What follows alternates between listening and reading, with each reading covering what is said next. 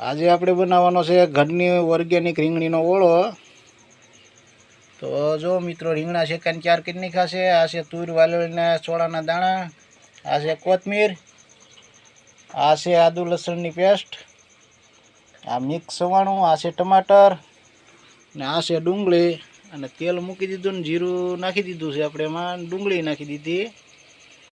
થોડી થોડી ડુંગળી પાકી ગઈ છે તો હવે આપણે એમાં નાખી દઉં આ દાણા,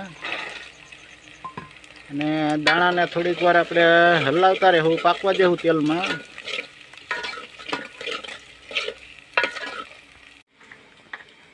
તો મિત્રો હવે આ ડુંગળી ને છોળાના દાણાને પાકી ગયું છે તો એમાં નાખી દઈએ આપણે આદુ લસણની પેસ્ટ।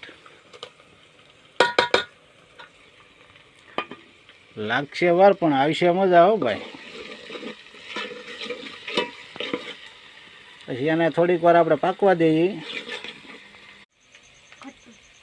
હવે આપણો મસાલો પાકીને ચાર થવા માંડ્યો છે મિત્ર। હવે એમાં આપણે નાખી દેવાના છે ટમેટા, અને ટમેટા વળી ઓર્ગેનિક દેશી હો, પાછા વેચતા નહીં, ઘરની વાળીના। અને ટમેટા ને બધો મસાલો ઘડીક પાકે ત્યાં સુધી આપણે આમ હલાવતા રહેવાનું, એટલે તળીએ દાજે નહીં।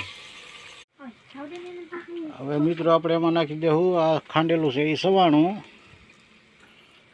ને આ છે ધાણા જીરું ને હળદર, અને નિમક તો આપણે પહેલેથી જ નાખેલું છે।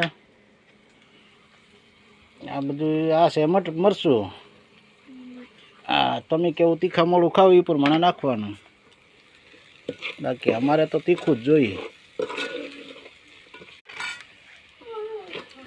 જો મિત્રો આપણો મસાલો પાકીને થઈ ગયો છે રેડી। હવે મરસું બરસું બધું કલર આવી ગયો એક નંબર।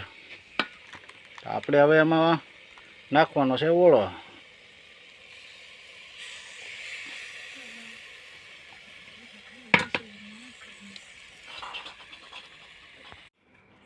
બનીને તૈયાર થઈ ગયો છે। હવે આપણે એમાં ઉતારી લીધો ને હવે નાખવાનું છે ઉપર એ ઘરની ધાણી હો ભાઈ, દેશી ઓર્ગેનિક। હવે આ રીતનું ગાર્નિશ કરી નાખવાનું છે આપણે એને। હાલો મિત્રો આપણો ઓળો બનીને તૈયાર થઈ ગયો છે રેડી। આ છે ઓળો, પડખે લીધી ચાય, લીંબુ, અને આ છે લાલ મરચાં તળેલા, અને ઘરની બાજરીના રોટલા। તો આ અમારો વિડીયો કેવો લાગ્યો, અમારા ઓળાનું લુક કેવું લાગ્યું તમને કોમેન્ટમાં જણાવજો। આ બધા અમારા કારીગર છે જુઓ। તો વિડીયો સારો લાગ્યો લાઈક શેર ને સબસ્ક્રાઈબ